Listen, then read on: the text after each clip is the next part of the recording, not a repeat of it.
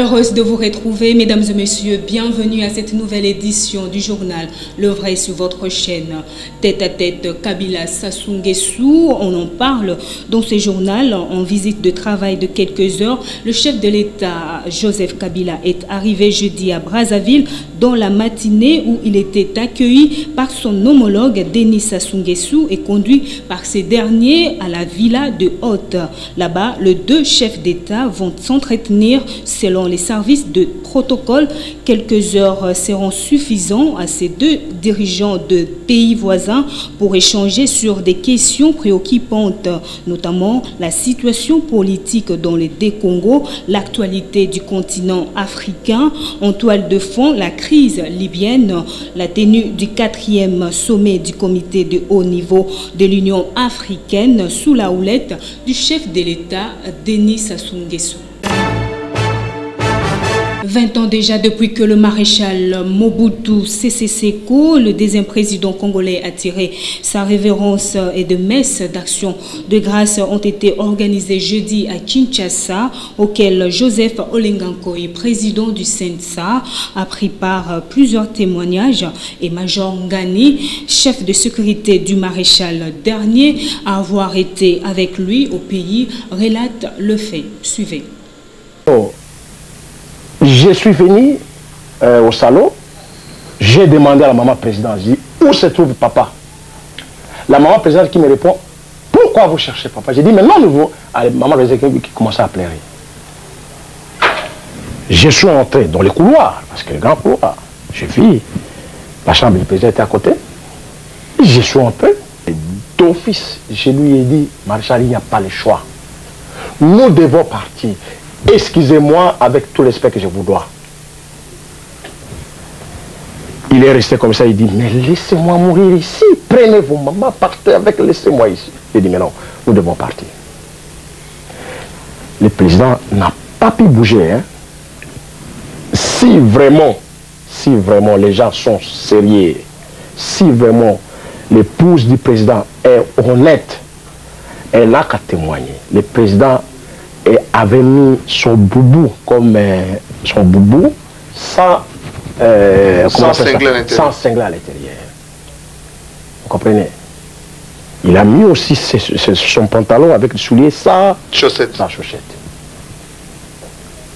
Nous sommes sortis avec. Motoko qui était au volant, c'est Motoko qui a conduit le président dans sa voiture Mercedes. Et Djanga qui était comme convoyé.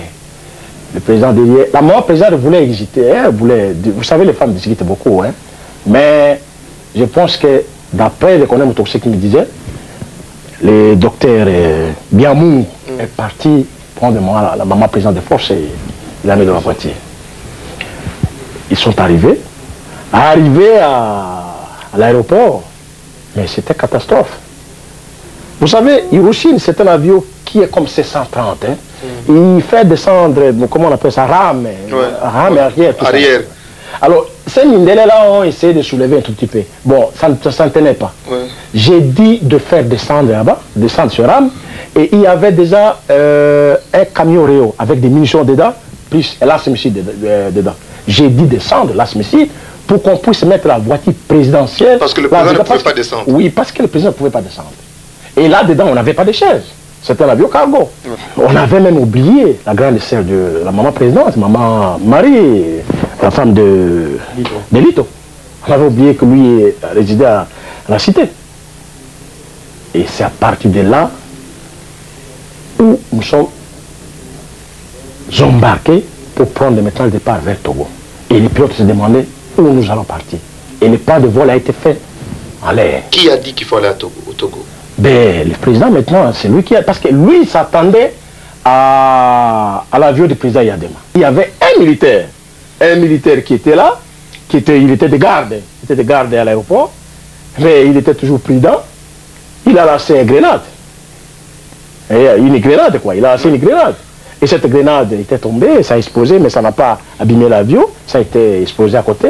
Et c'est là où j'ai été blessé, moi. D'une réaction à une autre, Honoré Mbanda, conseiller spécial du maréchal Mobutu en matière de sécurité, explique ici les raisons de la fuite du maréchal. Suivez. Tu sali ba faute, tu gérer armée mabe. Armée owana et comment qui armée tribale. Et comment qui tribalisé. Ah voilà. C'est la vérité. Il faut ce qui vérité, il faut tout pas pour la vérité. Armée comment qui trop tribal. Oyebi que na koki olobela mama eze soni mais na koloba yango. Oyebi que même étant on nazaraki conseiller spécial, il est ko guerre eze ko salema. Et donc on a zo loba wa officier au bazai concerné bazai ba ko contredire ngaite. Ba ye ko ye isanga ba bi mais monsieur le conseiller spécial mais armée yango e komi ngengeni. Oyebi que maintenant les messages pour la côté dans la front bazo komango au lieu que ça message codé bazo codé yango ebi na langue ni na kimbandi. Je dis, mais c'est quelle folie. Mais ce n'est pas l'armée, n'est pas l'armée d'une tribu. C'est l'armée nationale. Et ce qui fait que Mobutu y a tindaki, soldat, officier de valeur, maman. Au basé formé des États-Unis, Rangers, pour ces nabango. Hermiste, il y a Belge, tosé nabango.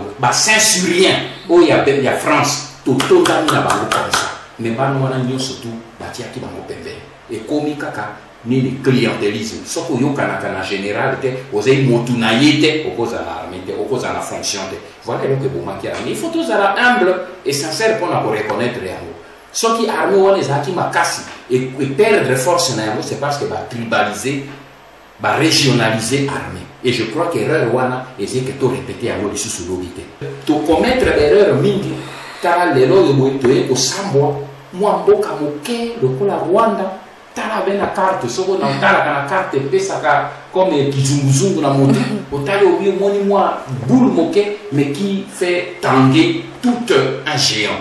Pourquoi? À cause de la faute na biso. Donc il faut y a mona bakaiser la faute minene il faut tout corriger.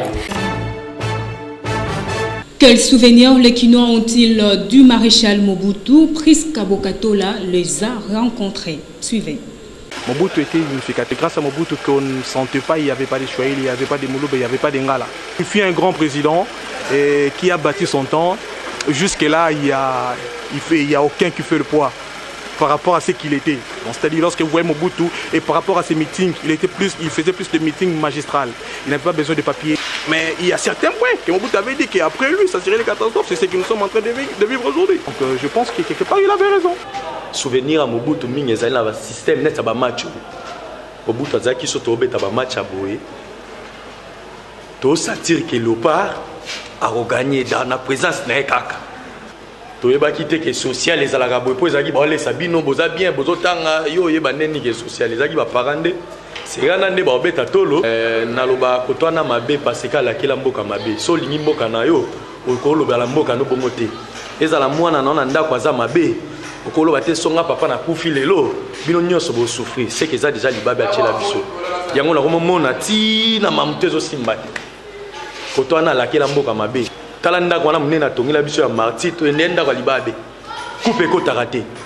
que j'ai comme souvenir de bon par rapport au président Mobutu, c'était un président social, partagé avec ses collaborateurs. Il mettait ses collaborateurs à l'aise. Tout le monde s'est retrouvé dans son coin. Et il était un président qui voulait de la bonne vie tout autour de lui.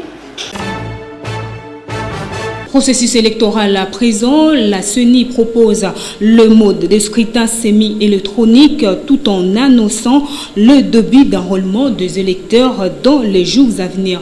Plus de détails avec Philippe Fompi. Regardez. La CENI va à l'encontre de l'attente de la population congolaise qui attend d'elle la publication du calendrier électoral pour la tenue des élections en décembre 2017. INEX, à la demande de cette population à travers son président Corneille Nangaa, propose le mode de scrutin semi-électronique qui, selon les patrons de la CENI, réduit les coûts des élections, des bulletins de vote et le nombre de bureaux.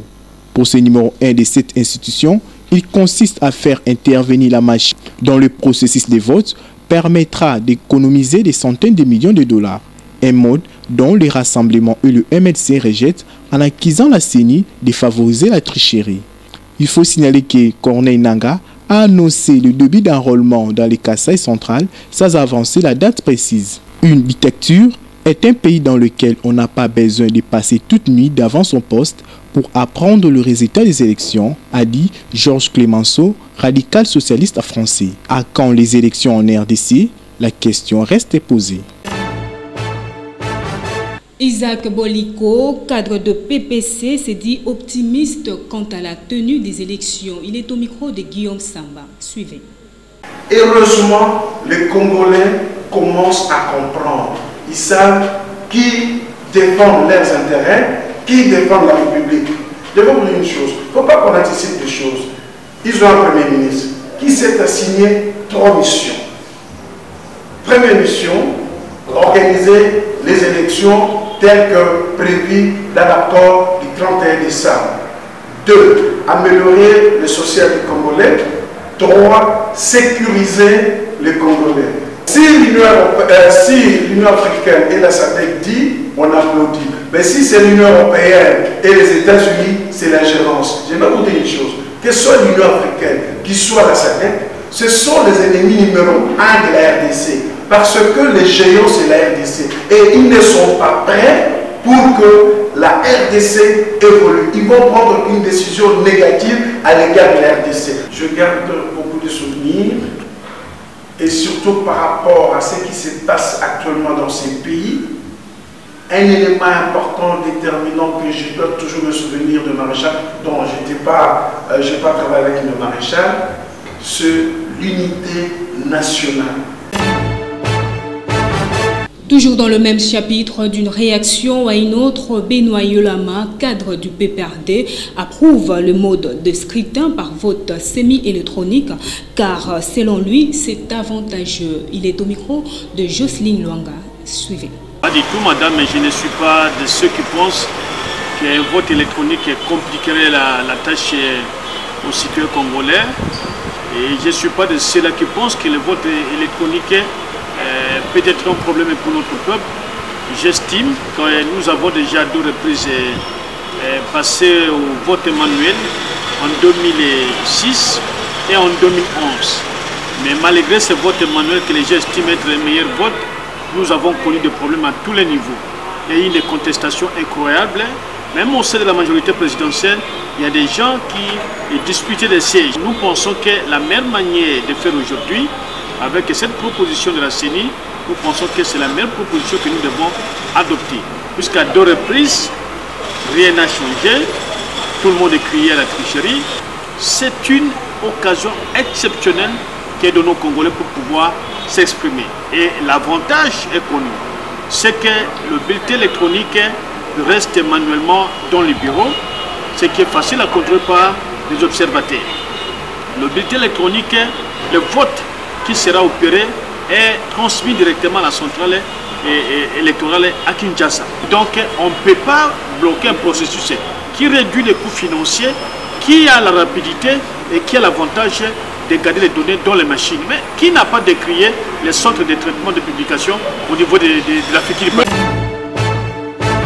Vous le savez déjà, Devoir de mémoire, une rubrique du vrai journal qui permet à l'opinion de se rappeler des déclarations et propos tenus par des acteurs politiques. En ces jours, nos projecteurs sont fixés sur Olenga Nkoy Joseph, président du CENSA. Suivez.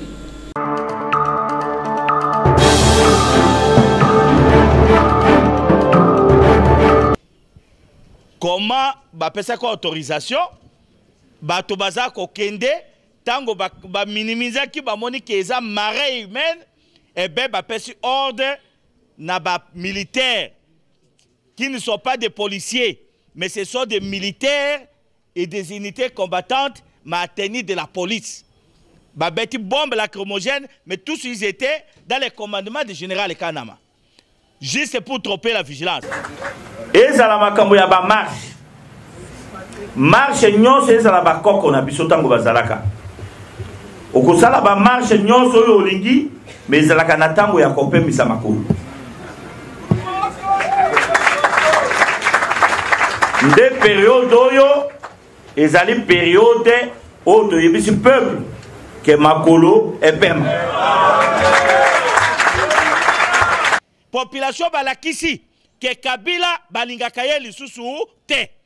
Et je crois que ba oyo wana eza que parti ya début lelo malgré les marées humaines pour na biso ezalaki entraînement du peuple vers la démocratie. D'ici quelques semaines bokoyoka lisusu oyo ekoya, je crois que oyo wana oya ko vivre nda komona lelo ado lobina no ville morte ekozaka moi passe parce que biso neti bandoki ya makambo wana bango moko bakomi na nzela mususu ekozalaka moi passe po biloko wana esimba mikolo mibale oyo population balakisi ka attachement na bango il faut élection ezala respecter na date oyo mukano ya mboka constitution elobaki. Notre frère Bruno Tshibala, oyo président de la République, a nommé Kabila akokoka lisusu kokamba mboko oyo te. Bomoni ndenge to utake koyebisa bino kaza garçon moko a respectaka parole te. Président de la République a pesi biso ndenge to yokanaki na ba accord na biso. Kabila akokoka lisusu kokamba mboko oyo te. Bomoni ndenge to utake koyebisa bino kaza garçon moko a respectaka parole te. Président de la République a pesi biso ndenge to yokanaki na ba accord na biso. C'est Joseph Kabila qui est l'identité du mal national, le mal des Congolais. Alors quand vous me parlez de Mova, moi là je me perds. Parlez-moi de Kabila, je vais vous répondre. Parce que le Mova là, c'est la fièvre. Les microbes, c'est Kabila. Moi, j'attaque les microbes, mais je ne soigne pas la fièvre.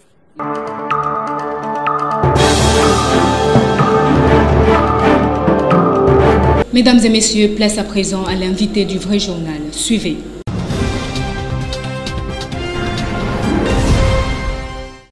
Mike Mukeba Nkoso, bonjour. Bonjour Peter Tiani. Fondateur CNews, l'un des combattants de la liberté aujourd'hui en République démocratique du Congo. Premier dossier, les patrons de presse étaient conviés à une rencontre avec la CENI. Konen a finalement convaincu tout le monde, mis tout le monde d'accord pour les élections dont le calendrier n'arrive toujours pas. Et cette nouvelle machine électronique pour les élections. Non, Konen n'a pas du tout convaincu. J'étais moi-même à ces déjeuners de presse avec une vingtaine ou une trentaine d'autres patrons de presse. Il n'a convaincu personne. Il n'a convaincu personne. Bien de questions ont été posées auxquelles il n'a pas apporté de réponse. Première préoccupation, le calendrier. Il s'en est tenu à ces fameux 504 jours, mais il ne dit pas à partir de quel moment ces 504 jours courent. Or, le processus est déjà engagé. Depuis, il y a eu quelques opérations qui ont été effectuées, notamment en enrôlement. Donc, en ces jours, il ne peut plus parler des 504 jours. Et nous laisser perplexes en disant qu'il ne sait pas à partir de quel moment il va commencer à compter ces 504 jours. Il y a eu des questions fondamentales. Corneille Nangaa a parlé de sa nouvelle machine. Il dit que c'est une question de coût.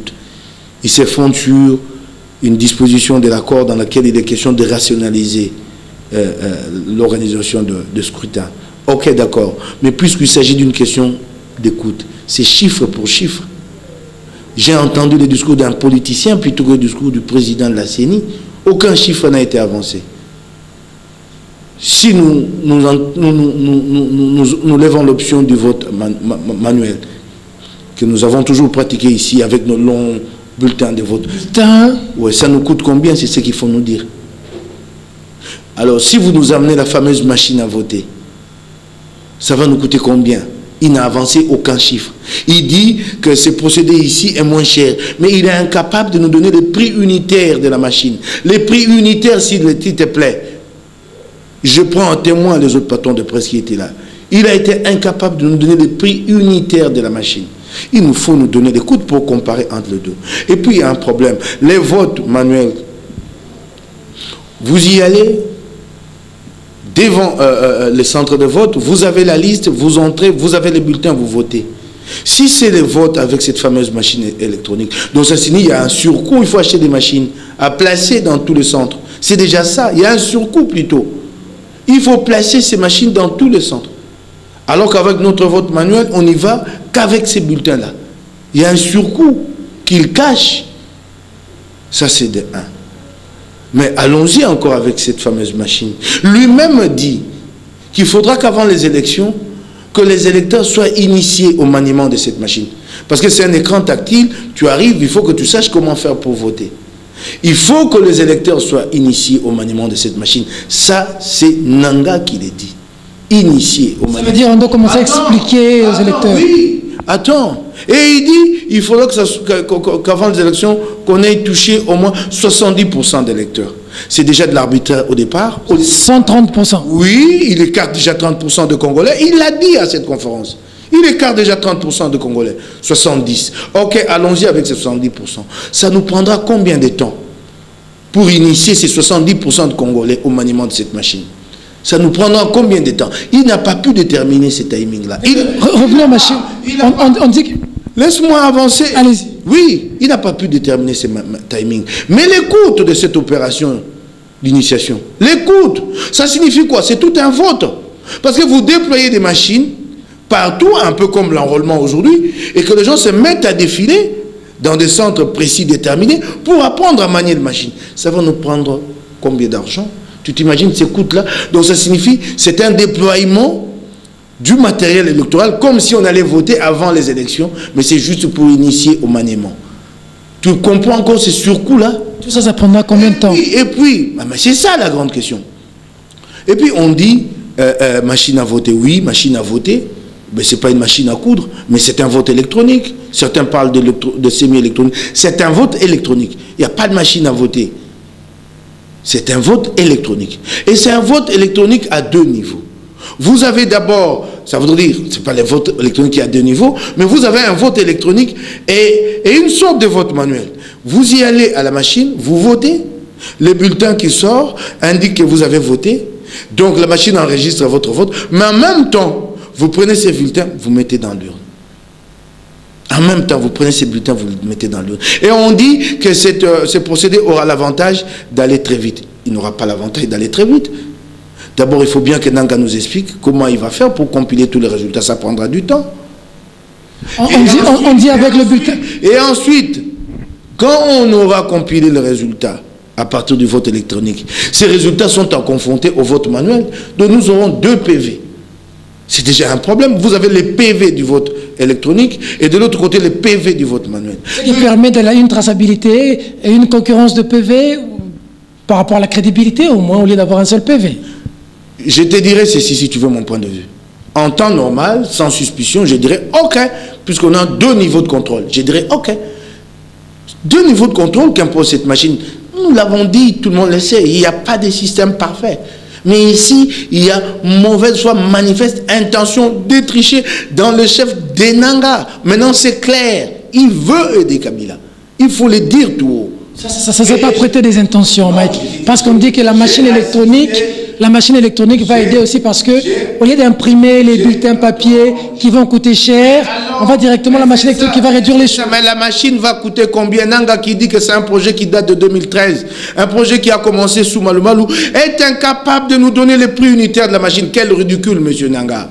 Je croyais que c'était un monsieur assez pondéré, mais quel ridicule.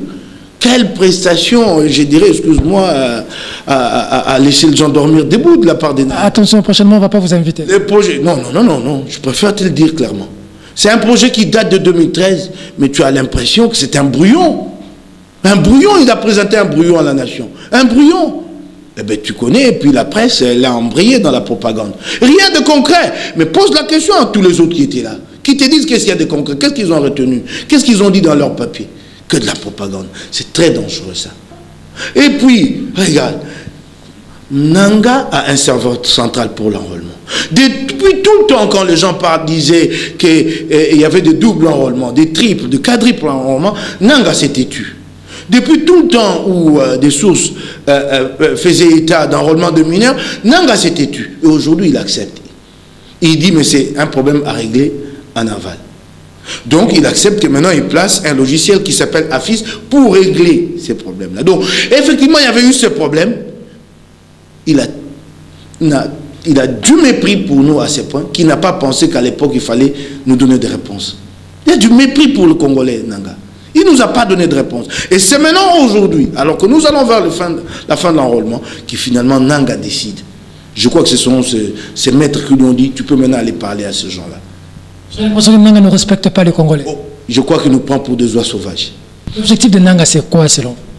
Nanga se prête à un jeu, c'est celui de permettre à Kabila de se maintenir au pouvoir ad vitam aeternam. Voilà, c'est clair aujourd'hui. Ça, c'est clair, c'est assez jeu. Il est entré dans une présentation pour nous dire que dans toujours l'idée de rationaliser, qu'il y a trop de partis, il faut aller vers une loi qui pousse à la réduction du nombre de partis politiques. Mais il oublie que trop de partis, ça a été une volonté délibérée du régime Kabila. En 2011, Évariste Bochaba a créé comme un parti, les PPPP. C'est eux qui ont créé des partis ici. Et vous croyez maintenant régler le problème par une loi? Non. Mike Moukebaï, les élections sont prévues le 31 décembre. Avant le 31, selon l'accord, Nanga avait déjà dit qu'il n'y aura pas ces élections. Pendant que le regard de tous les Congolais sont rivés vers ces élections qui les attendent de temps, depuis d'ailleurs l'année passée, Nanga sort plusieurs tours dans ses manches. Aujourd'hui, c'est une machine électronique. Hier, c'était l'enrôlement par moyen du Kasaï, ainsi de suite. Maintenant qu'il a lancé ça, vous et moi savons que la machine est en branle. Ce que Nanga dit, c'est ce qui va arriver. Que faire? J'avais été dire une chose, Peter Tiani. J'ai passé 5 heures à ces déjeuners de presse. J'en avais la nausée. Quand je vois l'avenir de mon pays, quand je regarde nos enfants, mes enfants, je regarde toutes ces jeunesses désœuvrées, pas formées, mal formées, je suis sorti de là avec des nausées. À entendre Nanga, ça c'est clair, il n'y aura pas d'élection au plus tôt le 31 décembre. L'enrôlement qu'il a commencé, qui commence en fait en réalité le 12 et non le 4, parce qu'en fait c'est à partir du 12 qu'il y aura la première carte d'électeur dans le Kasaï. Cet enrôlement-là va durer 90 jours, tu te rends compte, donc nous allons jusque vers la fin de l'année. Il n'y aura pas d'élection. Mais pire, non plus en 2019. Il n'y en aura pas. Il n'y en aura pas. Je n'ai vu aucune perspective chez Nanga de nous donner des élections en 2019. Aucune perspective, s'il te plaît. 2018. En 2018. Aucune. Il se mêle d'ailleurs de questions qui ne les regardent pas. Il dit que les élections nous coûteront très cher, 1,3 milliard. Nous ne les trouverons pas. C'est lui qui l'a dit, à la place du gouvernement. Je t'ai dit, c'est là que je t'ai dit, je n'ai pas eu affaire au président de la CENI. J'ai eu affaire à un politique de la majorité. Quand on dit 1,3 milliard de dollars, ce n'est pas à trouver en une fois.